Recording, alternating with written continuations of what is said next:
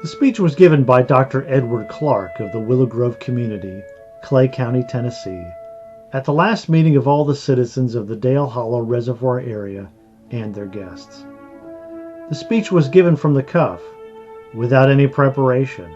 However, those who knew him as I did knew that he could, on any occasion, or on any subject, before any audience, outspeak and communicate better, inspire and challenge all present, from the least to the greatest, be more effective, persuade the most with the least effort, by using the right word at the proper time and place. In my opinion, as no other man that is now living or ever lived in this section of the country. The people who had farms or homes for sale, landowners in search for tenants, people with farms for rent or lease, and others that could help in giving information that would be helpful to the people of the Obi River Valley were invited as guests. Free barbecue with all the trimmings was provided by the people of the community and Valley for all. The film that was made of this memorial occasion of the events of the day, along with all letters, pictures, and all other records, was destroyed by fire when the building in which the county agent's office was located burned in the fall of 1946. Mr. Newt Odom, who is now Superintendent of Farms, Main Station, Agricultural Research Unit, Knoxville, Tennessee, worked out of the county agent's office for approximately 2 years with the Clay County Extension Service and the Extension Services of the University of Tennessee in helping to locate farms for sale and assisted in getting buyer and seller together, tenants and sharecroppers located, also farms for rent or lease and homes for sale. Mrs. Newt Odom served as secretary to him and gave him much valuable assistance to the overall extension program in the county. She did a very efficient job of recording this speech on this occasion.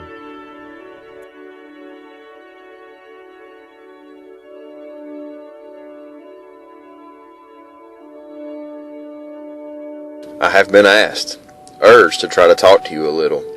I am a sick man, both in mind and body. Those of us in this area, which is soon to be inundated with water, have a double problem to the rest of you. I do not know what to say to you or what I are to say to you. I do not know how to say it. I am standing before you this afternoon, attempting to address you when it occurs to me that I have more problems and more serious problems than anyone else I know. We people in this valley are soon to have to seek new homes somewhere. All that has been dear to us, we are going to have to turn our backs upon and leave. Many of us have sons in that awful conflict that is raging now, and will have for the balance of this war. Many of you have other sons who will be inducted into the service, and I'm telling you now, many of them will be sacrificed in this conflict, and before it is over, their blood will be spilled on foreign soil. All the sad things I know of anything about, and all the horrible things I know anything about, it is war and hell. And Sherman said war was hell, and I believe he is right.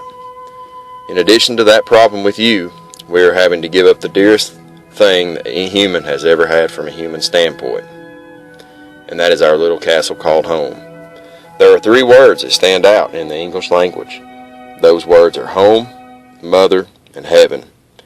I realize that in this great crowd of people here today who have gathered here to make contact for new homes, the majority of you will never see each other again.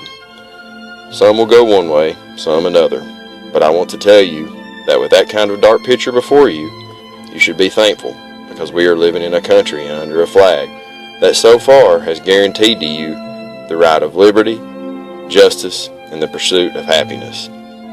You can and will find homes in other communities. We hope and trust that after this is over and we settle back to normal, you will be useful citizens and happy the rest of your lives.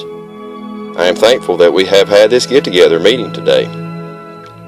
I hope that much good in the way of directing the tenant farmer to the people who can furnish them homes will be accomplished. And I believe that if we will just use our judgment with the help the Extension Service of the University of Tennessee is giving us, and will continue to give us, we can and will all find homes. I want to say this to you. Be careful. The price of land is 40 to 50% higher than it was a few years ago. The man who has land to sell wants to get all he can for it, and the man who has to buy feels he has to buy regardless. Remember that after the other war, there was an awful letdown. It is coming to all of us again to some degree. To those of you who are going to buy land, let me admonish you to be careful. Buy your home in a community where you think you would like to live, where there are churches, schools, and an enterprising community that will help you to better citizens. So far as knowing what you ought to do, I do not. I do not know myself. I do not know what I'm going to do. I do not know what I ought to do. I do not know what I can do, but by the help and direction of the Almighty God, I am going to live somewhere and try to make an upright, useful citizen the remainder of my active life, which is not long, and I trust that you will do the same.